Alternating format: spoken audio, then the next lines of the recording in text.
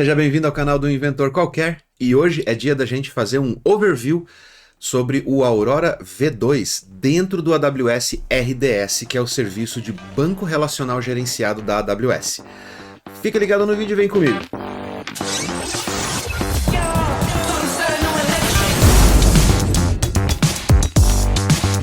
Nesse vídeo eu vou falar para você o que é o Aurora Serverless V2, como ele funciona e quais são as principais recomendações para uso dessa ferramenta sensacional que a AWS lançou esse ano, no dia 21 de abril de 2022. Sim, 21 de abril. Eu já tô meio atrasado já com esse overview, mas, como vocês sabem, eu não gosto de trazer nada aqui para o canal que eu não tenha testado ou que eu não tenha, no mínimo, validado antes de poder vir aqui e falar para vocês a respeito desse serviço. E nesse momento eu tenho 3 clientes já utilizando o Aurora Serverless V2 e um dos meus clientes está no processo de migração também, indo para ele, e vocês vão entender por que todo mundo está pulando da versão cluster ou da versão V1 do serverless para essa versão V2 e as vantagens que ele vai poder trazer para você e para o seu projeto. Se você não conhece o RDS é um serviço de bancos de dados relacionais dentro da AWS. O que seria um serviço de bancos de dados relacionais? Bom, o banco de dados relacional que você usa aí no seu projeto, o MySQL, Postgres, SQL Server da Microsoft ou Oracle ou qualquer outro banco de dados que trabalhe com tabelas e relacionamentos, ou seja, garantia de integridade referencial entre registros dentro de tabelas diferentes, é um banco de dados relacional. Esse banco de dados relacional dentro da AWS não precisa ser rodado dentro de instâncias EC2, o que te daria todo aquele trabalho de instalar, de fazer atualização de patches de segurança, de configurar backups, de gerenciar praticamente toda a sua infraestrutura como se você estivesse fazendo isso lá no on-premises, lá naquele servidor físico que você tinha ou que você ainda tem de repente dentro da sua empresa. As vantagens de você ter um serviço gerenciado é que toda essa parte fundamental do gerenciamento do banco, da instância de banco ou da máquina de banco de dados relacional, você deixa por conta da AWS. Além disso, a AWS ainda cuida da parte de escalabilidade desse banco, coisa que lá no on-premises você não consegue. No on-premises, toda vez que você precisa escalar o seu banco por causa de um pico de acesso ou por causa de uma campanha publicitária que está trazendo tráfego aí para o produto que você trabalha, você está amarrado ou preso naquela limitação do tamanho do hardware que você está utilizando. E aí você fica entre a cruz e a espada na questão de posso vender mais, mas para isso eu tenho que investir mais para trocar de servidor, fazer dump do banco, migrar, configurar tudo de novo para eu poder escalar. Nisso você já gastou com um investimento numa máquina nova, nisso você já gastou tempo da sua equipe para poder fazer toda a configuração dessa máquina novamente, e durante todo o tempo que essa máquina maior vai estar disponível, ela vai estar consumindo mais energia e vai ter aquele dinheiro empacado nessa máquina mesmo que você não esteja utilizando ela, por exemplo, nos finais de semana ou durante as madrugadas onde não tem acesso nenhum na tua infraestrutura. O primeiro serviço de bancos de dados relacionais dentro da AWS foi lançado no formato de cluster, ou seja, você criava lá uma instância principal, uma instância de gravação, que também servia para leitura, obviamente, mas você escalava ela com instâncias de leitura adicionais dentro da tua infraestrutura. Há muito tempo atrás, para você poder fazer a escalabilidade vertical, ou seja, para você poder aumentar a capacidade do servidor, você precisava dar um stop na tua instância, selecionar outra instância, fazer um start de novo e aí levantar uma máquina maior. Isso deixava o seu banco de dados indisponível para sua aplicação e era um problema. Quando a Amazon começou a trabalhar com a parte de clustering de bancos de dados relacional, a Amazon investiu num sistema de escalabilidade um pouco mais prático, tornando a sua vida mais fácil na hora de fazer essa escalabilidade vertical. Mas a escalabilidade horizontal foi sempre a preferida porque não causava downtime, ou seja, não causava interrupção do serviço do seu banco de dados relacional. E isso sempre foi uma vantagem dos bancos de dados em cloud. Porém, a escalabilidade vertical sempre causava algum tipo de desconforto ou algum tipo de interrupção, por menor que ela seja. E mesmo assim, utilizando instâncias de banco relacional dentro de um cluster, você precisa utilizar uma instância provisionada, ou seja, você escolhe qual é o tipo da instância, baseado na quantidade de processamento e memória disponível para aquela instância, e você configura aquela instância. Estando configurada, aquela instância tem aquela configuração padrão. Para você escalar, para você ir para cima ou para você reduzir, você precisa fazer a troca da máquina. E isso pode causar mais mão de obra, porque você tem que ir lá, você tem que criar uma outra instância, você tem que promover ela à instância master para ela poder ser a instância de gravação principal, escalar para cima ou para baixo as suas instâncias de leitura, e tudo isso acabava demandando um certo trabalho e uma certa dor de cabeça. Quando você faz a escalabilidade vertical, normalmente para não precisar ficar fazendo isso 2 vezes por dia, por exemplo, de manhã, lá por 7 horas da manhã, você precisa de mais capacidade porque o dia está começando, pessoas começam a acessar o seu site e você precisa ter mais capacidade computacional e mais memória para atender essa demanda. A partir das 8, 9 da noite, dependendo do site, dependendo do produto que você tem, o tráfego começa a diminuir e você já não precisa mais daquela instância. O problema é que ter alguém disponível para as 8 da manhã levantar uma instância maior e às 8 da noite baixar essa instância para uma instância menor para economizar aquelas horinhas ali durante a madrugada não é uma coisa fácil e também não é uma coisa muito conveniente. Afinal de contas, todo mundo precisa descansar. Dá para você automatizar esse processo, mas se por acaso essa automação acabar dando problema, você fica com o seu site fora do ar. Então a maioria das empresas escolhe deixar uma instância padrão que aguente o pico e durante os horários com menos acesso, você está lá pagando aquela instância mais cara sem ter necessidade. Para isso, alguns anos atrás, a Amazon criou o Serverless, o Aurora Serverless V1, a primeira versão do Aurora Serverless. Ele funcionava independente de cluster, o que era um problema para algumas empresas ou para alguns tipos de projetos por causa da questão de provisionamento ou de planejamento de escalabilidade da tua instância. Mas ela tinha algumas vantagens que foram inovadoras no mercado de banco de dados relacional em cloud.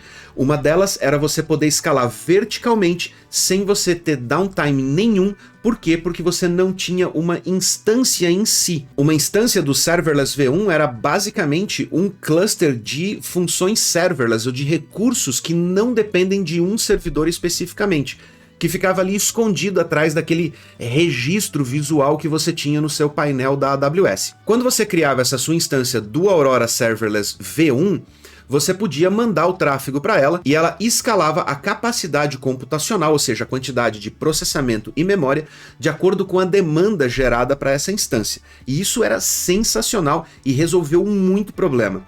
Eu utilizei o Aurora Serverless V1 em um projeto que tem uma demanda absurdamente alta, com picos muito rápidos de acesso, e ela suportou a pancada assim com uma qualidade, com uma velocidade sensacional. Tanto que na época que a gente desenvolveu esse projeto, eu rodei benchmarks entre o MySQL rodando no Aurora Serverless V1 e o MongoDB, para vocês terem uma ideia. MongoDB é um NoSQL com altíssima performance. E nos testes que a gente rodou, o Aurora Serverless V1 rodando com MySQL foi melhor do que o MongoDB. Mas espera aí, antes de começar a fazer comentários negativos aqui a respeito do meu feedback do Mongo, presta bem atenção no que eu vou dizer. O MongoDB é sim um excelente banco de dados na categoria NoSQL. E ele tem uma performance que é incomparável com uma série de outros bancos de dados que tem no mercado, mesmo os NoSQLs.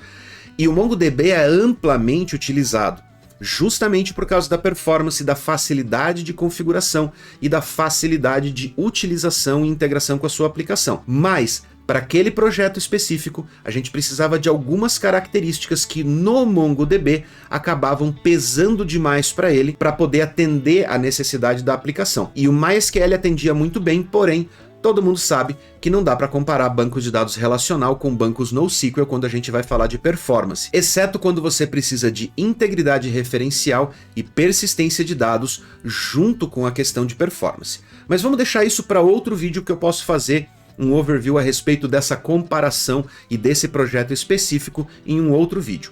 O ponto aqui é que o Aurora Serverless V1 já foi revolucionário porque permitia você levantar um banco de dados MySQL ou Postgres e gerar tráfego para ele sem se preocupar com até onde o banco de dados aguentava a pancada que você precisava mandar para ele nos horários de pico.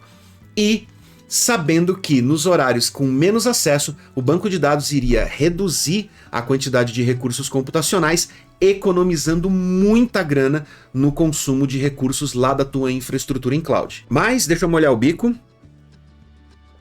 mesmo ele sendo revolucionário, ele ainda tinha alguns pontos que não eram, digamos assim, muito facilitadores de migração de uma infraestrutura para outra. O primeiro deles era a limitação da versão da interface do banco de dados. Deixa eu explicar.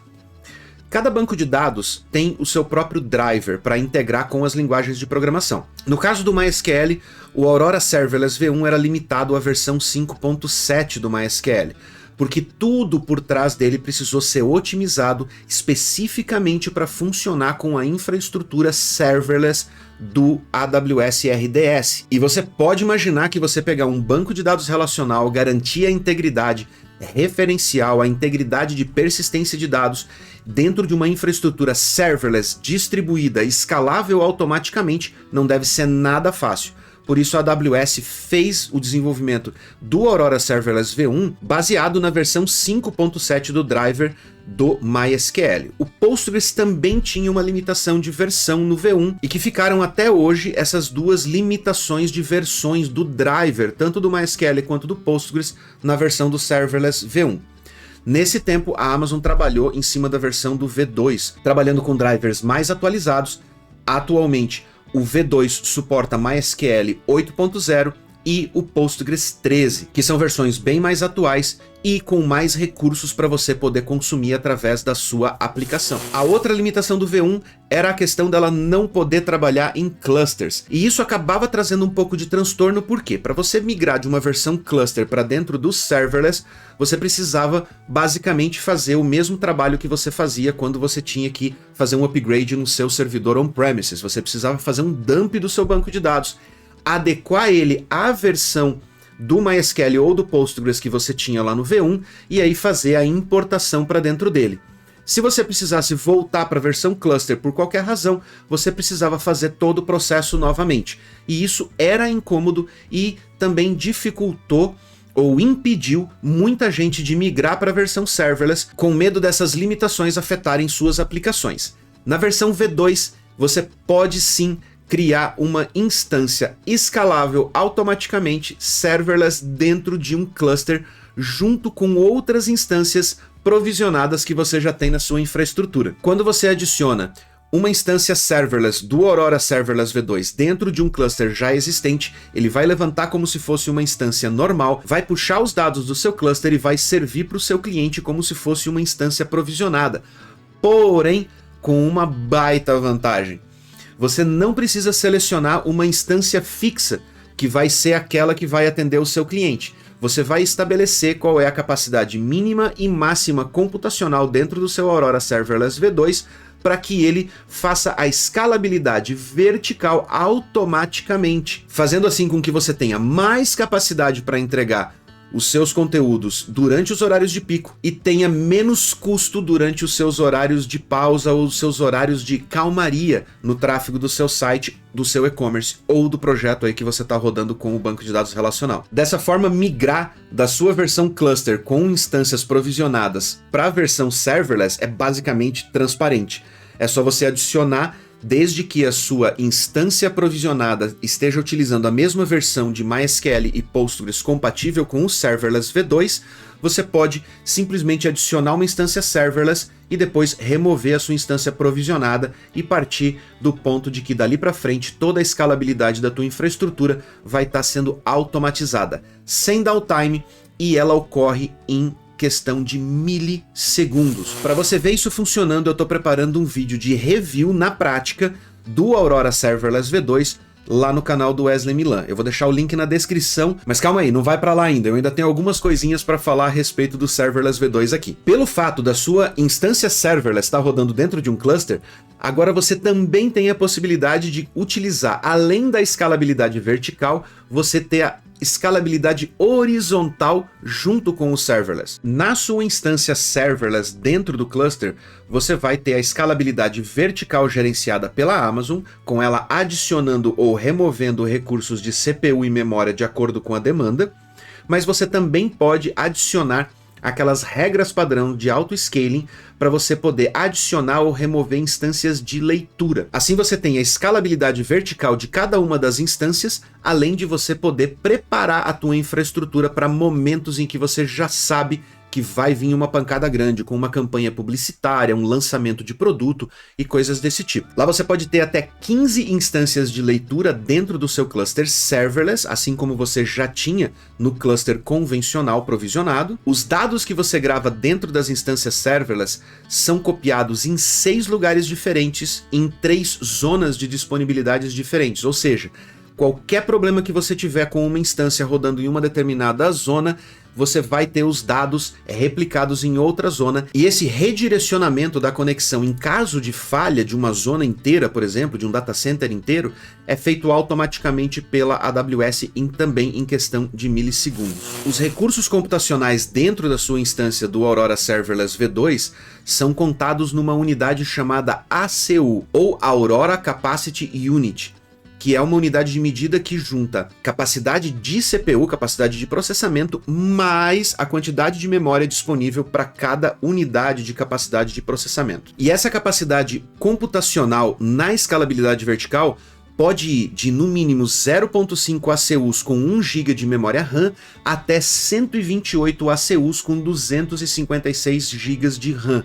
Ou seja, tem muita capacidade disponível ali para você escalar e levar o seu site para entregar o que você precisa entregar. Além disso, lembre-se que você pode adicionar até 15 instâncias de leitura, e cada uma dessas instâncias vai escalar dentro desses parâmetros, podendo entregar cada uma delas até 128 ACUs de processamento com 256 GB de RAM, além de você poder criar custom endpoints para você levantar instâncias de leituras que sejam específicas para certas atividades, por exemplo, geração de relatório, sem que os processos de geração de relatório da sua aplicação afetem a performance das instâncias que atendem os seus usuários e sem que a sua infraestrutura inteira precise escalar juntas. Eu vou explicar mais detalhes sobre isso lá no review no canal do Wesley Milan. Quanto à questão de custos, se você for lá olhar o preço do Aurora Serverless V2, puramente comparar o preço com as capacidades computacionais de instâncias provisionadas, você pode tomar um sustinho. Você vai ver que o preço não é explicitamente mais barato do que uma instância provisionada.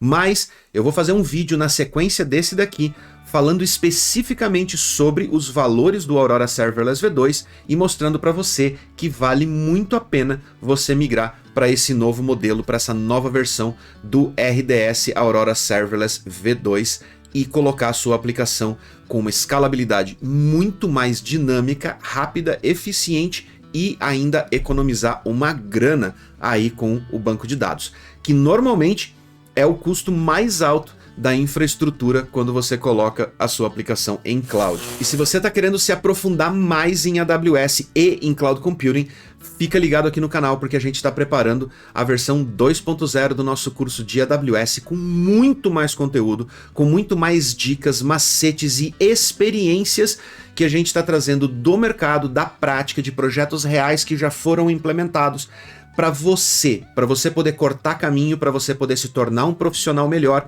para você que está entrando na área ou para você que está querendo se aperfeiçoar, ou mesmo para você que é empresário, quer entender sobre como o Cloud Computing pode alavancar o seu negócio, pode fazer a sua empresa ficar mais escalável e economizar dinheiro com infraestrutura enquanto você cresce no mercado nacional e mundial. Então, não perca essa oportunidade. O link para você se inscrever no pré-lançamento vai estar aqui na descrição e vai estar pinado também nos comentários. Vai lá, já bota o seu e-mail e se prepara para o pré-lançamento, porque quem participar do pré-lançamento vai ter acesso a vantagens exclusivas que a gente só vai oferecer no pré-lançamento desse curso. E antes de você sair, não esquece, de novo, vai lá no canal do Wesley Milan, porque eu vou estar fazendo o review prático do AWS Serverless V2, para você ver ele funcionando, e a gente vai fazer uns testezinhos para ver se o que a Amazon promete, ela realmente entrega. Obrigado por assistir até aqui, a gente se vê no próximo vídeo.